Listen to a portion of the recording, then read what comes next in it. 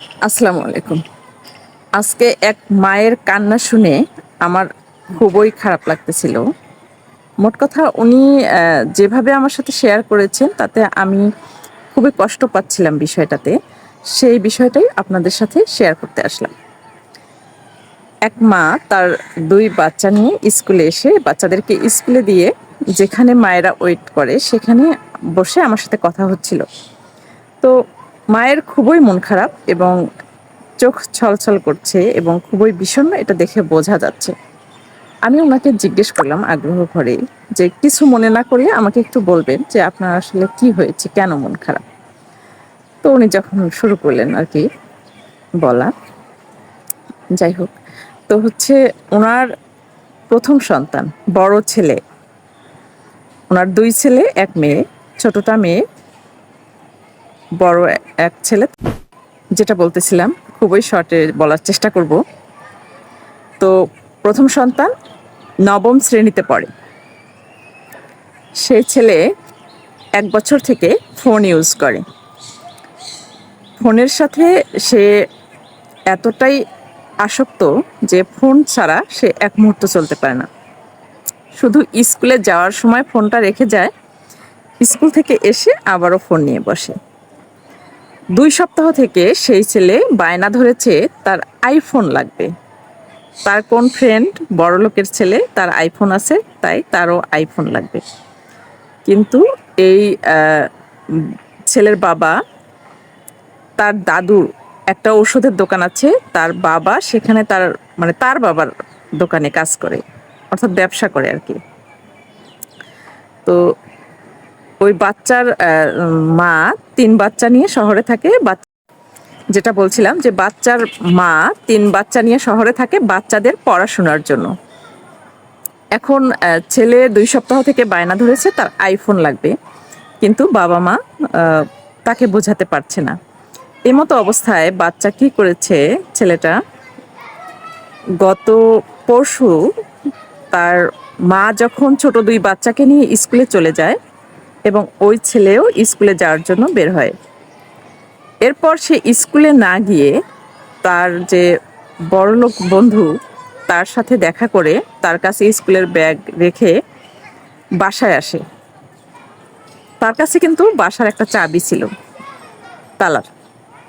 তো মা যেহেতু তালা দিয়ে ছোট ২ বাচ্চাকে নিয়ে স্কুলে যায়, পরে ও ছেলে কি করে যে চাবি নিয়ে বাসায় আসে। সে তালা খুলে মায়ের গহনা এবং কিছু টাকা পয়সা, যেটা মায়ের গহনা এবং কিছু টাকা পয়সা যেটা সে দেখেছে আরকি তার নাগালের মধ্যেই, বা সে খুঁজে সবকিছু তছনছ করছে ঘরের জিনিসপত্র। তো সবকিছু তছনছ করে একটা ব্যাগের মধ্যে টাকা এবং গহনা নিয়ে সে দরজা খোলা রেখে তার ওই বন্ধুর বাসায় আবার চলে গেছে। এরপর মা যখন স্কুল থেকে ওই ২ বাচ্চাকে নিয়ে স্কুল থেকে এসে দেখে যে ঘরের দরজা খোলা এবং সবকিছু তছনছ, তখন তো মা ভাবছে যে চোর এসে এসব চুরি করে নিয়ে গেছে, বা ঘরের অবস্থা এই।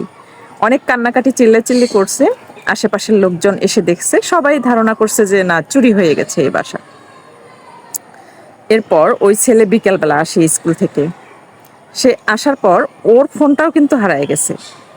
ওর ফোনটাও নাই, ফোনের চার্জারও নাই। আসার পর মা যখন এই কথাগুলো বলে বা যখন পরিস্থিতি দেখে, তখন সে খুবই স্বাভাবিক আচরণ করে। তার আচরণটা এমন ছিল যে কিছুই হয়নি। এরপর মা ভাবে যে দেখি তো আমার ছেলের কাছ থেকে কিছু বের হয় নাকি। পরে ছেলেকে বারবার জিজ্ঞেস করে এবং ছেলের বাবাকে ফোন দেয়, বাবা আসে।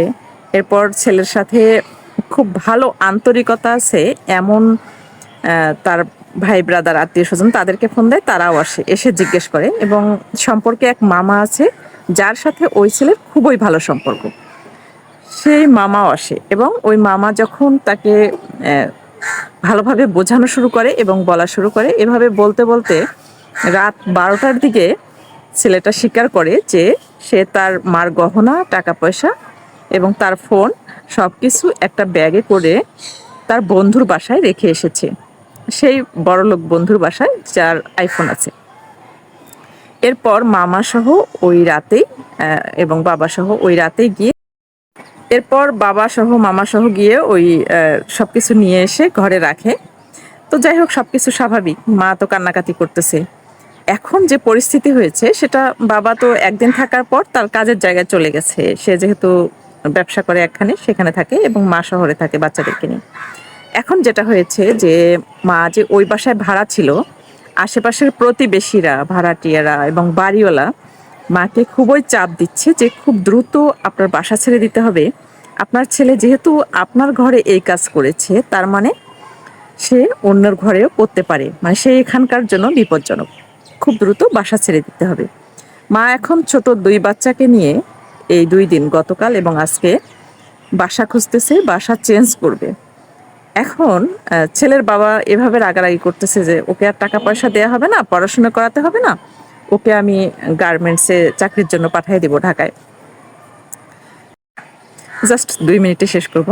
এখন যেটা হয়েছে যে আমার মূল কথা যেটা, মূল বক্তব্য যেটা, যে এই ছেলেটা যে এই কাজটা করলো, এটার জন্য শুধুই কি ছেলেটাই দায়ী?